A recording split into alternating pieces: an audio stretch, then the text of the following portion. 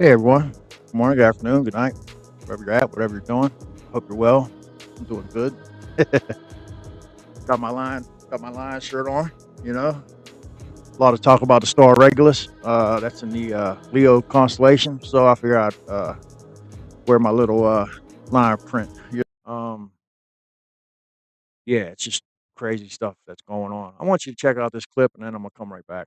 All right, I have Sorry, one my from fingers. Go Jay ahead. Just. She wants, Yes. can you elaborate on the 2027 date and just let people know what you were told about that, or what's upcoming here for people?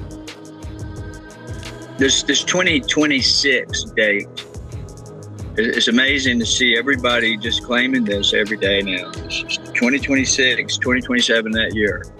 Something's going to happen. Well, let me tell you, in 2013, I was given that date by the lady about a future time that a new knowledge would come and the world was shifted to. The 2026 date, Regulus, and the whole star of Leo, what it meant, So I don't think it's a coincidence that the Sphinx is a lion and the constellation of Leo is where Regulus resides. So there's The only thing I will say, and I think it's apparent to everybody here, that we certainly have been engaging with it a lot more in the last, 80 years, and particularly in the last 20, would lead us to believe that perhaps something is going to happen. Some of the people I chat with who deal with this, mentioned that they feel like maybe something's going to be happening soon. That's chilling, right? I find it chilling that these people who are in the know, right? Jim Semivan, he is one of the top people at the CIA. You have Leslie King, very reputable. Her reputation is impeccable as a journalist with New York Times. You have Chris Bledsoe, the experiencer that's had these experiences with the lady. Everybody is saying the same thing, and it's coming from a wide variety of sources. You got John Ramirez, another ex-CIA agent. He was actually one of the first ones to bring up this 2027 narrative, and that we're on borrowed time. Even Ross Coulthart with News Nation, he used to be the 60 Minutes guy for Australia, and listen, he's an impeccable journalist. His reputation is impeccable, and all across the board, they're all saying the same thing, but nobody wants to tell us what's going on. I don't think they really know the details of it. Close that door. I stood up, and this blast of wind, it was so strong, this wind, it was a mighty wind, but it was localized. It wasn't the trees around me, it wasn't the forest, it was a blast of air in a circle in front of me that the tree, this oak tree in front of me, just disappeared into a black hole. And out of that hole came this wind, which pushed me backwards really quick. It's like so fast, it caught me off balance. And I fell all the way to my back, flat in the leaves. And as I'm falling, I could see what looked like a 1,500-pound bull, a cow, come out of that hole, ran right over top of me. And I could see through it. I could see the stars right up through it, but I could see this bull. And so I land on my back and I roll to my stomach. And when I roll, and I'm trying to get up, right? I'm going to run. It happens within seconds. I hit my back, I roll to my stomach, I'm facing the other way. So I'm trying to get to my knees and to my feet to run, to know where this thing went. And immediately, the cow wasn't there. It was a woman, beautiful beyond measure. She was glowing, this bluish white color. And she had this white dress on that sparkled when it was flowing. The dress just moved, and it looked like an old Roman dress. It went all the way to her feet, and sleeves out to her hands here, and a collar. There's a painting of her right there. That was done. You painted this? No, the man standing to me is a famous artist from New York, Doug Auld. And Doug painted that just out of, what I described to him. You can see the bull to the right there. And there's actually a triangle on her chest. He put it on there. And pretty crazy. That painting's big, but her face is different, but that's similar to what was in front of me. 3 foot. 3 foot floating in front of you. Yeah, 3 foot off the ground, but 6 foot away. 6 foot away. And the size of her, was it like the normal size of a human? Right, she was smaller. Smaller. See-through? Could you not see through? No, she was solid as you are. Yeah. But her mouth wasn't moving, but I could hear her plain as day talking to me. But she was hovering, barefooted, just like that, 3 feet off the ground. And she looks at me. I'm just in this biggest shock. Words can't describe how the power I felt from this wind and this bull run me over, and the fear that set in, flight. I had to run, I had this instant fear hit me. But now I'm looking at this woman, so that whole fear thing turned into, oh my God, what is this? Is this an angel? What am I looking at? She leans over and she looks at me and she says, this is your burden. She said first, you know why I'm here? And I knew why she was there, because I had struggled internally for 5 years. These orbs coming, it talks telepathically. I hear them. And we proved this on the History Channel, live with Andy, right? They knew that my brain was communicating with the orbs, even though I wasn't moving. We did this on camera. And neuroscientists measuring my brain waves, they could tell. So I'd had for all these years this overwhelming desire to tell the world. And the more I told it, the worse it got, the worse ridicule, and it spilled over to my children. So that's why I was ready to quit. But she said, this is your burden, you got to bear. And she said several things. And this is, I've been telling this for a long time about the times we're in now. We're in some pretty weird times, right? She told me about that, and I put it out there in 2012. This happened Easter 2012. She said, there's going to be trouble coming, and we're going to wake the people up, and we're going to let you do it. We're going to use you. We want to help you. Introduce us to the world. That's what she said. And she told me about an alignment. She said, there's going to be, she said, when the star of Regulus arises on the horizon in the gaze of the Sphinx, at that time there will be a shift in the knowledge of humanity. That's what she said. I didn't know what it meant. I had no clue if this star would align on... star of Regulus? Regulus, a star called Regulus. When it aligns on the gaze of the Sphinx before daylight, and that star comes up and it's right up just above the horizon, like the orbs last night, right on the ground. In view of the Sphinx, there'll be a shift in the knowledge. There'll be a new knowledge for humanity. So I told that. Also saw visions of trouble that would happen beforehand, which is, we've been having weird troubles, right?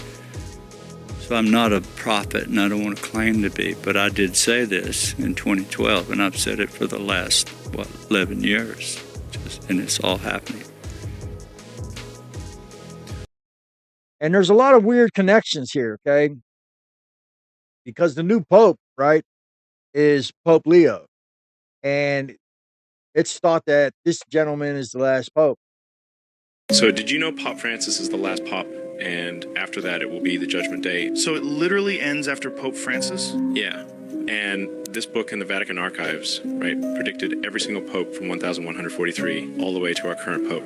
But the scary thing is, after Pope Francis, the last one, it just says Judgment Day. And the creepiest thing inside St. Paul's Basilica ordering the whole inner sanctuary is a picture of every single pope, right? But what's weird is that there's only a certain amount of markers where you can where you can put the picture. There's just one left after Pope Francis. They've always said once that last slot is filled, it will be the end of the world. He predicted the time it took to go from the first pope that he wrote about to the halfway mark was 422 years. He's saying from the middle one to the end, another 422 years will be the end of the world. If you do 422 in the middle pope, which was 1,585, that year is 2027. It's even weirder. Pope John the 23rd, he said that the end of the world would happen 2,000 years plus Christ's life. So that adds up to 2027 as well. And this gentleman, Malaki, I forget, he made these predictions way back in I believe maybe the 1100s or 1300s. I could be getting the details wrong here, but the gist of the story is this dude predicted all the popes, right?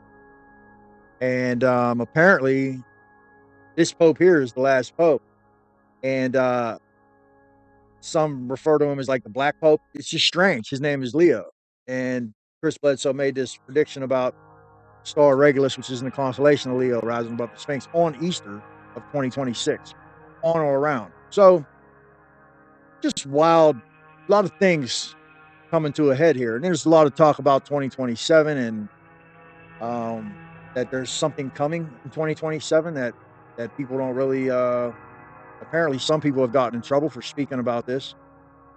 Nobody really knows what this event in 2027 is going to be. Back to what I was talking about with Tim Taylor and the intelligence elements that are higher on the hierarchy than humans.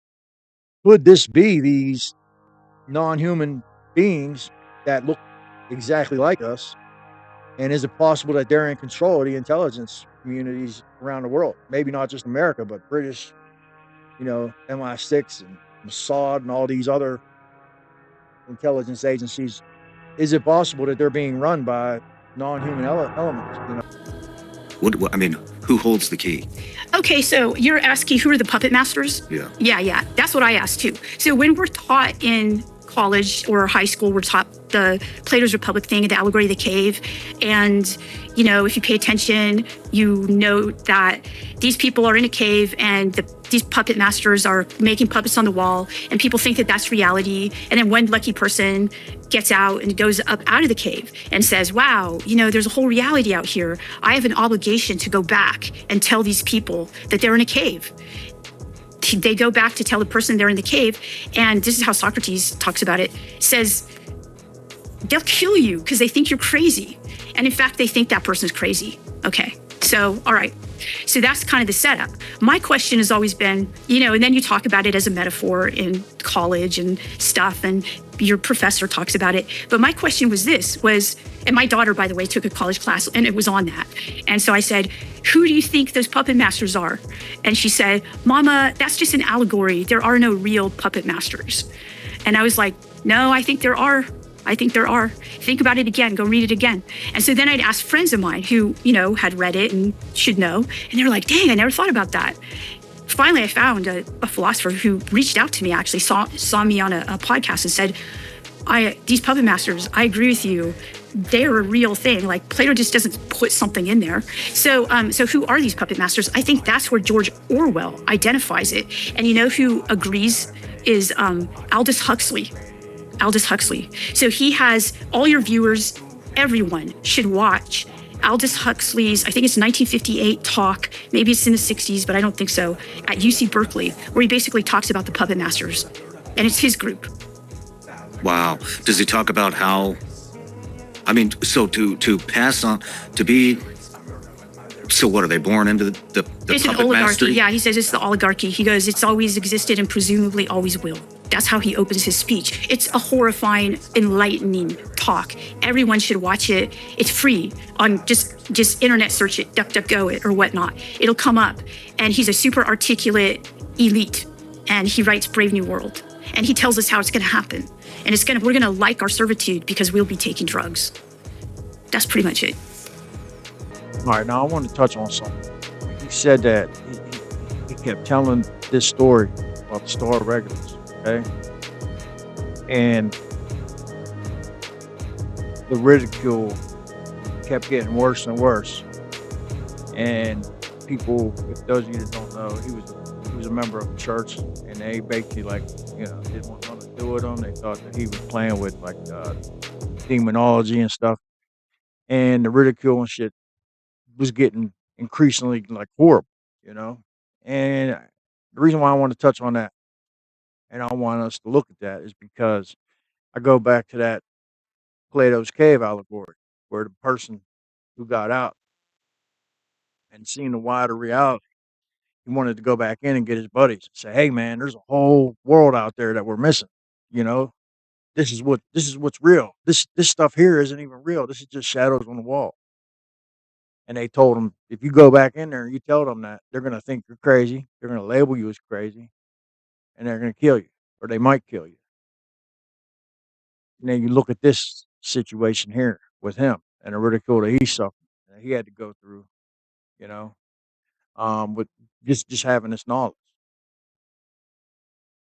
So what's going on here? What's the wider what's the wider reality that we're not seeing? What's being hidden from us? And according to Diana Pasulka, who are these controllers that's hiding? And I just say that because of the things that I've seen in my lifetime. If you pay attention, and if you're watching this podcast, you probably do pay attention. But you just look at like the anomalies around huge events, whether tragic or great. You look at like Kennedy, that whole thing with John F. Kennedy, and then you look at the things that happened at the turn of the century, turn of the millennium. That ended up turning into the Patriot Act and us losing a lot of our freedoms in the name of safety because of that event in 2001. And you just like start to see that um, there was a lot of weird things that went on, you know, and it really makes you question the reality that you know that we exist in, that we perceive, and is there a greater reality around us that we're not aware of? And that was basically the things that they were touching on in this interview, and it was fascinating, dude. Like seriously, I'll leave a link in the description. Sean Ryan and Diana Pasulka. She's a fascinating woman, man. Um, and then I'll just touch on the things that Chris Bledsoe was talking about, and her the things she was saying was kind of coinciding with things that he was saying, Chris Bledsoe, But I get the feeling that she feels like it's more like like a negative thing. And I'm not gonna say it. Well, I am gonna say it. I think she might believe that it's demonic. I'm not sure. It just seemed like she felt like that it wasn't positive, this presence that's with us here on planet Earth. And I was just talking to one of my friends, man.